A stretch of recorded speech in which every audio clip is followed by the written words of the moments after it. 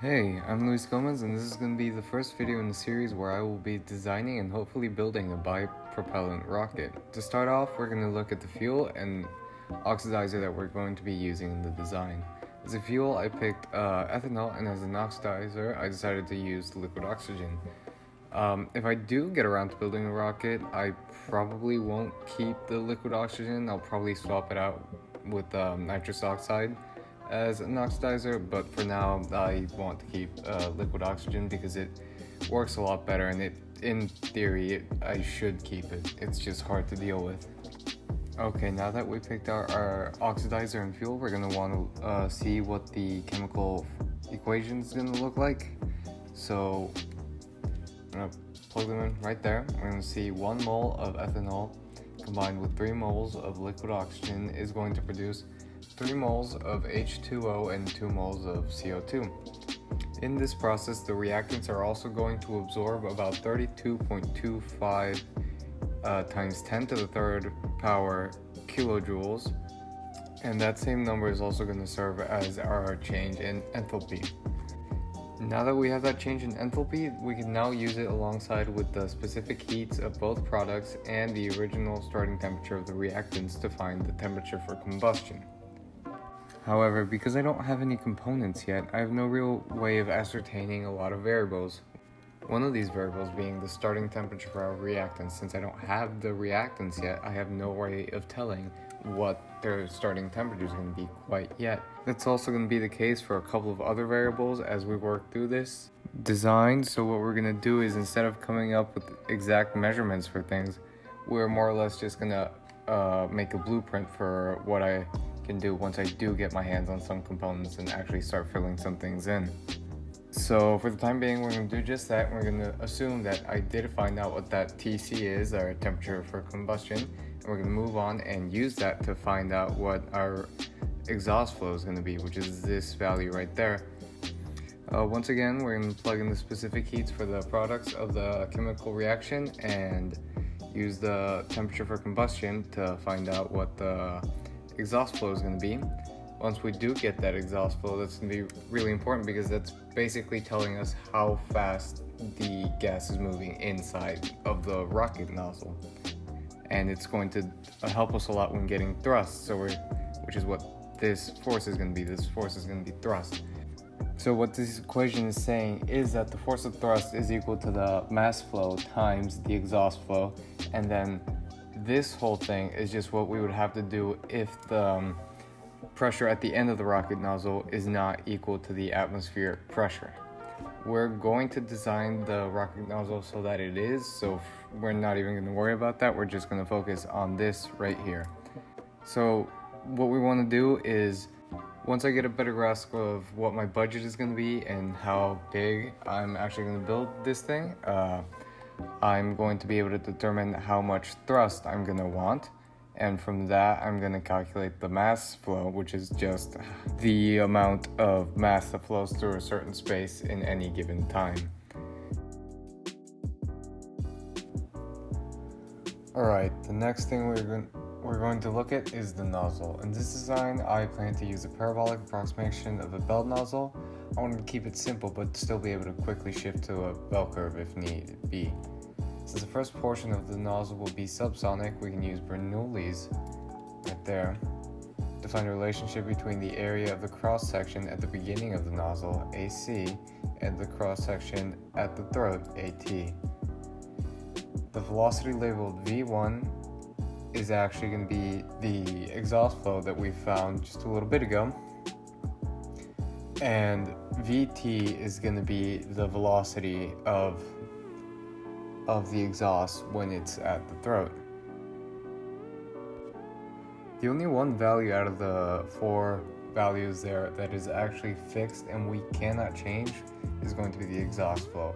AC, AT, and VT we can change to whatever we like to best fit our design.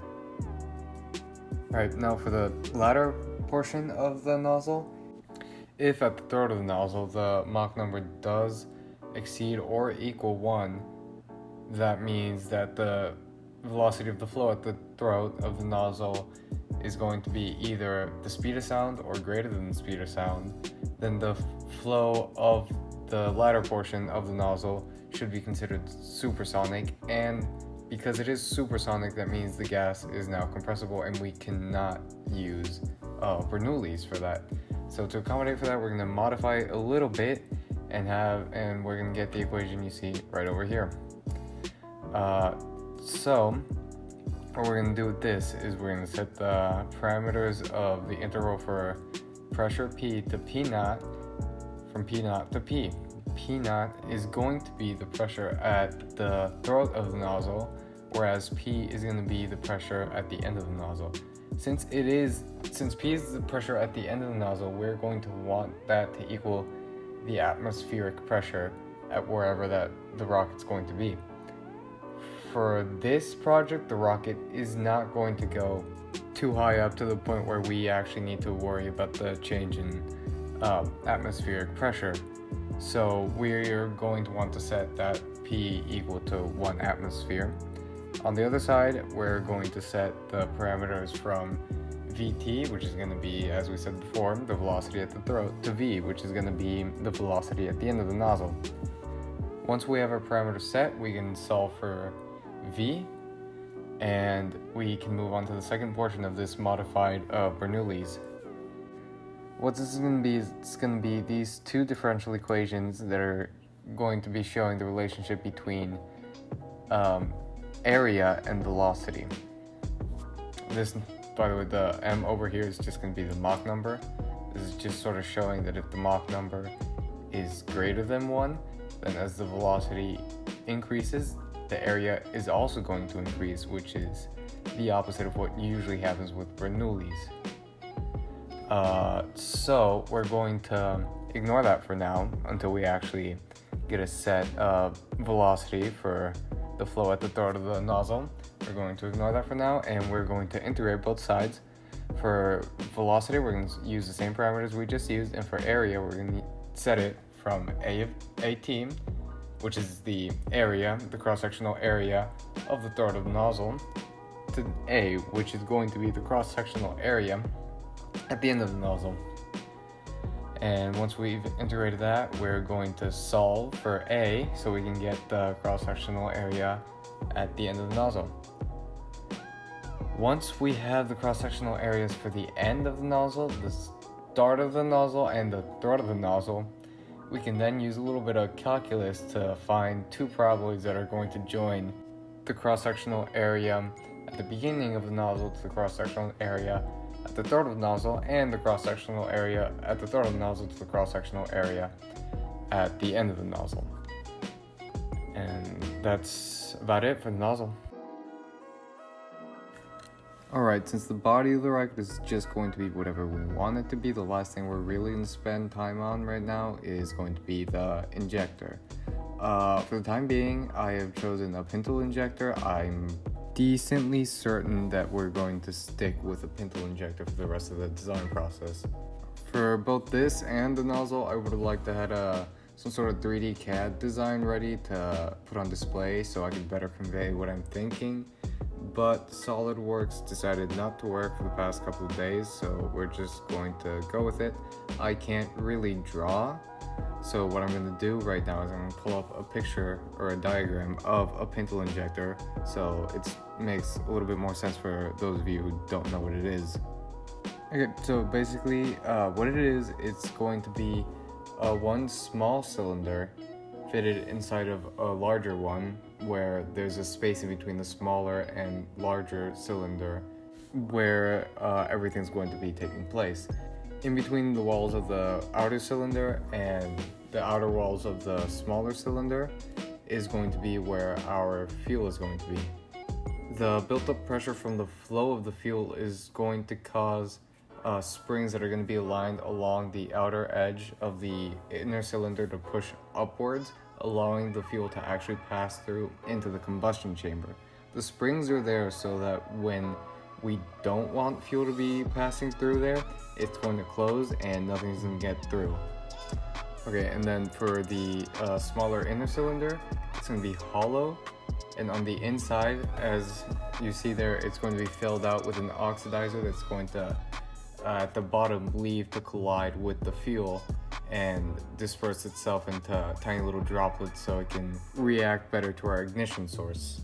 This diagram doesn't display it, but usually the oxidizer is going to leave that inner cylinder, also referred to as a needle, at a slight angle so it doesn't hit the wall of the combustion chamber directly, because if that happens it can screw some stuff up, so we don't want that.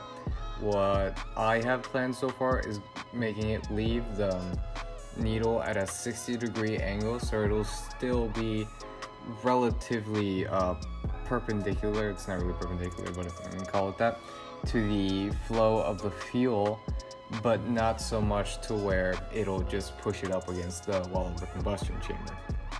Okay, so back to the notes.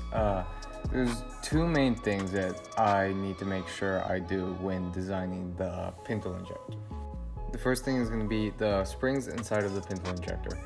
The springs inside of the pintle injector can't have too large of a spring coefficient, or else the force needed to move the springs is going to fluctuate too much when the springs are compressed different amounts. So as we have there, the pressure there is going to be equal to force divided by area. The force in this case isn't going to change unless we change how we're pumping the ethanol into the combustion chamber. So we're going to treat it as a constant, and we're going to have to try to make it so that the force required to move the springs is also going to remain relatively constant. The second thing I need to worry about is the velocity at which both the fuel and the oxidizer are moving through the pintle injector. In order to get a better reaction with the ethanol and the oxygen, there must be 40% more oxygen present than ethanol. Because of this, if both streams are traveling at the same velocity, the collision between the ethanol molecules and the oxygen molecules isn't going to be what we want, and it's not going to give the desired atomization that we want. I say atomization, it's not actually atomizing anything, but it does spread out the fuel and the oxidizer into very fine droplets. Okay, so to make up for that 40% more oxygen, we're gonna have the ethanol traveling 40% faster than the oxygen. So when picking out or buying the pressure valves that we're going to be using to control the flow of ethanol and oxygen, I need to make it so that when they do meet at the bottom of that pintle injector, the ethanol is going to be moving 40% faster than the oxygen.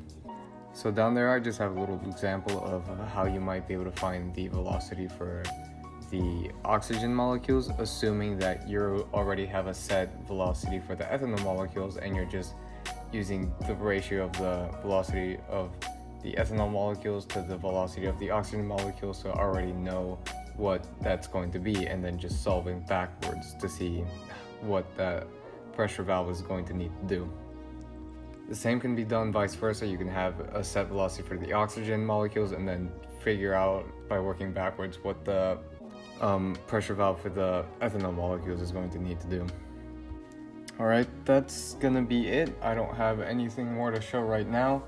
What I'm probably gonna do next is work and get money so I can buy the components I need to actually make this happen.